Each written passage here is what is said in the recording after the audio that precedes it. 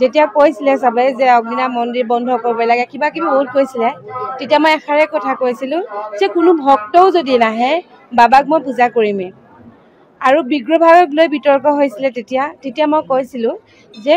প্ৰথম শিৱলিংগ ভাগ আমি স্থাপন কৰিছিলোঁ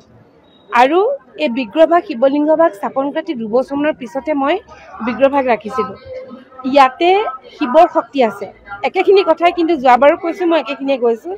ইয়াতে আছে শিৱৰ শক্তি সেই শিৱৰ শক্তিক মই নাম দি লৈছোঁ অগ্নিনাভ গতিকে আমি অগ্নিনাভ নামেৰে শিৱৰ শক্তিক আমি পূজা কৰোঁ কথাটো হ'ল সেইটো গতিকে বিগ্ৰহভাগ যেতিয়া ৰাতিপুৱা আহি পেলাই আমাৰ ইয়াত পূজাৰী কৰ্মচাৰীসকল আহি প্ৰথমতে দেখা পাই মোক গৈ কৈছেগৈ অলপ সময় মোৰ দুখ লাগিছে যিহেতু তেওঁক মই সৰু ল'ৰা ছোৱালীৰ নিচিনাকৈ লালন পালন কৰোঁ নেদেখি পেলাই বহুত কান্দিলোঁ মই অলপ সময় তাৰপিছত মোৰ মন আকৌ ষ্ট্ৰং যে কান্দিলেও মোৰ এটাই ভাৱ যে বাবাৰ শক্তিক কোনো নিব নোৱাৰে তো সেই ভাগ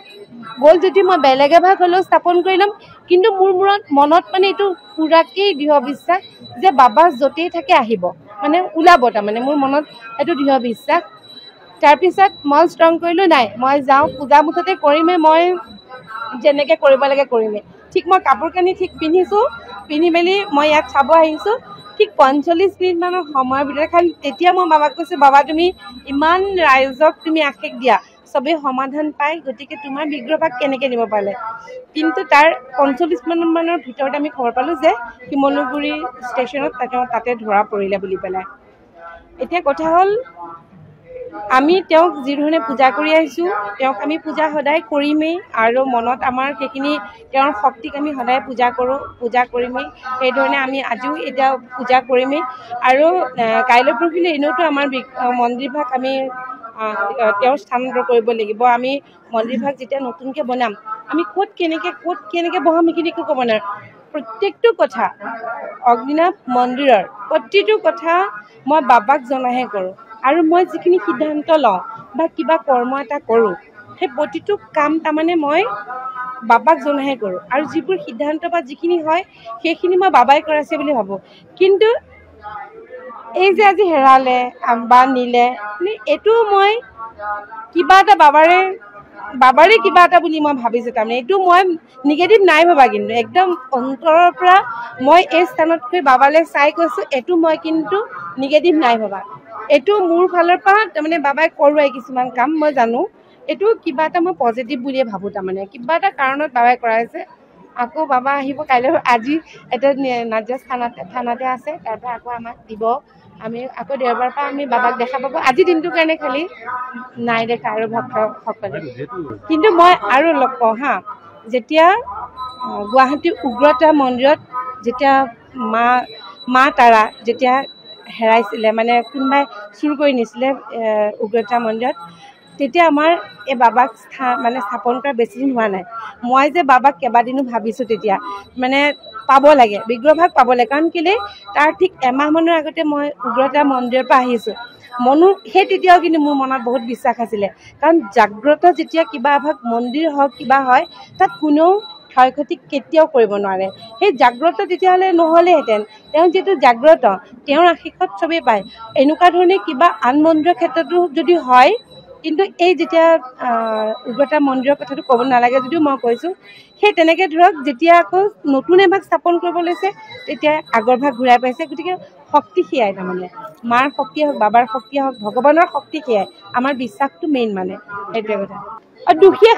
দুখীয়া শাস্তি পোৱাটো কিয় নিবিচাৰিম এতিয়া মোৰ আজি প্ৰাৰ্থনা এটাই দুখীয়া শাস্তি পাওক তেওঁৰ লগত যিখিনি আছিলে সেইখিনিয়ে ধৰা পৰিব লাগে সিমানখিনিয়ে কথা আৰু লগতে মই কওঁ যে আমাৰ মন্দিৰৰ নামত যে ফেক একাউণ্ট খুলি পেলাই বহুতে পইচা তুলি আছে লাখ টকা তুলি আছে আমাৰ সময় নাই সময়ৰ অভাৱত আমি আজি কামবিলাকৰ পিছত দৌৰিব পৰা নাই আপোনালোকে যদি ইচ্ছা কৰে আমি নাম্বাৰবোৰ দিব পাৰোঁ যিবোৰ আমাৰ ফেক নাম্বাৰ আমালৈ আহে তাৰমানে মানুহে শৰাই দিয়ে পইচা লয় 500 টকাকৈ পইচা লয় ফেক নাম্বাৰ বহুত আছে আপোনালোকক মই নাম্বাৰকেইটা দি দিম আপোনালোকে সেই নাম্বাৰকেইটা দি দিব আৰু এতিয়া মোৰ মনত নাই যিহেতু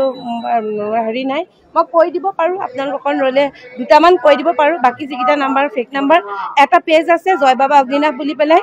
সেই তাত পুৰা পইচা ল'বৰ কাৰণে দি থাকে। জয় বাবা অগ্নিনাভ বুলি এটা পেজ আছে, তাত কয় যে শিৱৰাত্ৰিৰ কাৰণে পইচা তুলিব, আপোনালোকে যোগাযোগ কৰক।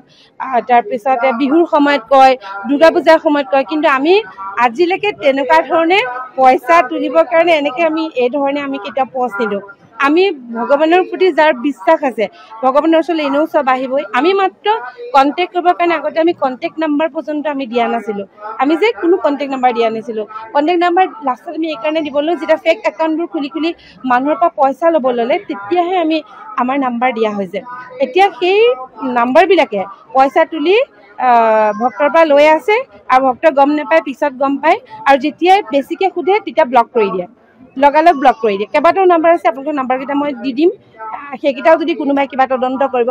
পাৰে, খুবেই ভাল পাম। আৰু সেই দোষীও যদি শাস্তি পায়, অত্যন্ত শান্তি পাম তাৰমানে। কাৰণ আমাৰ সময় নাই কাৰণে আমি আজি লাগিব নোৱাৰোঁ। কেইবাটাও পেজ আছে, সেই পেজখিনি এই ধৰণে নাম্বাৰ দি আমাৰ লগত যোগাযোগ কৰক বুলি দিয়ে। আপোনালোকক সেইখিনি দিম, সেইখিনি আপোনালোকে চাই ল'ব পাৰিব। সিমানখিনিয়ে কথা। এতিয়া বহুত ভক্ত আছে, আৰু সকলো ভক্তৰ মনৰ বাঞ্ছা সিদ্ধি হওক। আপোনালোকে কেতিয়াও মনত দুখ নকৰিব, আপোনালোকৰ বাবা একেধৰণে আছে। এই শক্তিক কোনেও নিব নোৱাৰে, যেতিয়ালৈকে